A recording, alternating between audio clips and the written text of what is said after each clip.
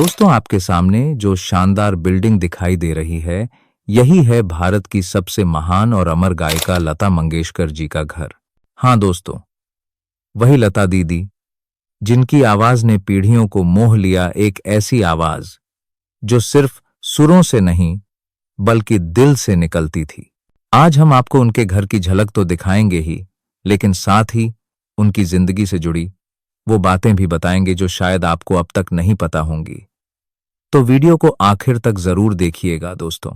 हम इस समय मुंबई के पेडर रोड पर खड़े हैं। यह इलाका वैसे भी मुंबई का सबसे पॉश और महंगा इलाका माना जाता है। यहीं पर खड़ी है एक मशहूर इमारत, प्रभु कुंज। लता मंगेशकर जी इसी प्रभु कुंज बिल्डिंग के पहले माले फर्स्ट फ्लोर पर रहती थीं। आप जो खिड़कियां देख रहे हैं, उनमें से जिस हिस्से पर चटाई जैसी चीज लगी है, वही फ्लैट लता दीदी का था। और इस प्रभु कुंज पूरे फ्लैट से समुद्र का शानदार नजारा दिखता था दोस्तों। यह पूरी बिल्डिंग लता जी की नहीं थी, बल्कि सिर्फ एक फ्लोर उनका था।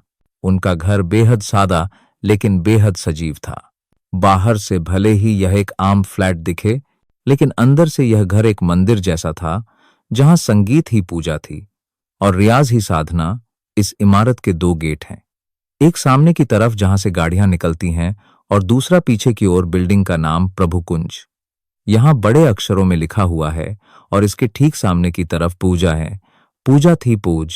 सामने जो चौराहा है वह मशहूर है कल्याण जी आनंद जी चौक के नाम से। जरा सा आगे बढ़ेंगे तो आपको दिखेगा एंटीलिया, यानी मुकेश अंबानी का घर। तो समझ ही गए होंगे कि यह इलाका कितना खास है। लता मंगेशकर जी का जन्म 28 सितंबर 1929 को मध्य प्रदेश के इंदौर में हुआ था। उनके पिता थे पंडित दीनानाथ मंगेशकर, जो एक जाने माने शास्त्रीय गायक और थिएटर कलाकार थे, और उनकी मां का नाम था शेवंती, जो गुजराती मूल की थीं। दिलचस्प बात यह है कि जन्म के समय उनका नाम हेमा रखा गया था, लेकिन बाद में उनके पिता ने उनका नाम बदलकर लता रख दिया। यह नाम उन्होंने अपने नाटक भावबंधन की एक किरदार लतिका से प्रेरित होकर रखा था। लता दीदी 5 भाई बहनों में सबसे बड़ी थी। मीना, आशा, उषा और छोटे भाई हृदयनाथ। बचपन से ही घर का माहौल पूरी तरह संगीत से भरा हुआ था, और यही वजह है कि छोटी उम्र से ही लता दीदी का झुकाव सुरों की तरफ हो गया। सिर्फ 5 साल की उम्र में ही उन्होंने अपने पिता से संगीत की तालीम शुरू कर दी थी। लेकिन किस्मत ने जल्दी ही एक कठिन मोड़ लिया। साल 1942 में जब लता दीदी सिर्फ 13 साल की थीं, तभी उनके पिता का निधन हो गया। उसके बाद पूरे परिवार की जिम्मेदारी उनके कंधों पर आ गई। लता मंगेशकर जी ने शुरुआत एक्टिंग से की थी। उन्होंने मराठी फिल्मों में छोटे मोटे रोल किए, लेकिन उनका मन हमेशा गायन में ही लगा रहता। साल 1942 में ही उन्होंने अपना पहला गाना गाया, लेकिन वह फिल्म से हटा दिया गया। उसके बाद भी उन्होंने हार नहीं मानी। धीरे धीरे वह मुंबई आईं और फिल्मों में छोटे मोटे गाने मिलने लगे। शुरुआत में उनकी पतली आवाज को लोग रेडियो फ्रेंडली नहीं मानते थे, लेकिन लता दीदी ने अपनी मेहनत और रियाज से सबको गलत साबित कर दिया।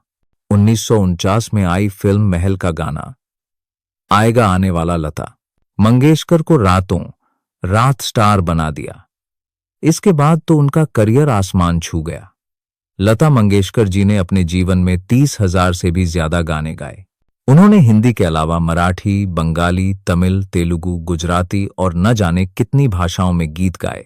चाहे देशभक्ति का गीत ए मेरे वतन के लोगों हो, या प्यार भरे नगमे, या फिर दर्द भरे गीत, उनकी आवाज सुनकर हर कोई भावुक हो जाता था। उनके सुरों की जादूगरी ही थी कि लोग कहते थे, जब लता दीदी गाती हैं तो ऐसा लगता है जैसे रूह गा रही हो। दोस्तों, लता जी कभी शादी नहीं की। उन्होंने अपना पूरा जीवन अपने परिवार और संगीत को समर्पित कर दिया। उन्हें भारत रत्न, पद्म भूषण, पद्म विभूषण, दादा साहेब फाल्के अवार्ड समेत न जाने कितने सम्मान मिले। लेकिन क्या आप जानते हैं, लता जी क्रिकेट की बहुत बड़ी शौकीन थीं।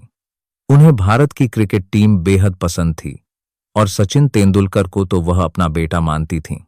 फरवरी 2022 को लता मंगेशकर जी ने इस दुनिया को अलविदा कह दिया। उनकी अंतिम यात्रा मुंबई की सड़कों पर निकली थी, और लाखों लोग नम आंखों से उन्हें विदा करने आए थे। राजकीय सम्मान के साथ उनका अंतिम संस्कार हुआ, लेकिन सच कहें तो लता मंगेशकर कभी गई ही नहीं, क्योंकि उनकी आवाज, उनके गाने, उनकी यादें हमेशा हमारे साथ रहेंगी। वह आने वाली पीढ़ियों तक हमारे दिलों में जिंदा रहेंगी। लता मंगेशकर जी बहुत ही सादा जीवन जीती थीं। भले ही उनका घर मुंबई के पॉश इलाके में था, लेकिन अंदर से उनका रहन सहन बिल्कुल साधारण था। अगर आपको यह जानकारी पसंद आई हो तो प्लीज कमेंट करके बताइए, और हाँ, चैनल को सब्सक्राइब जरूर कीजिए। तब तक अपना ख्याल रखिए।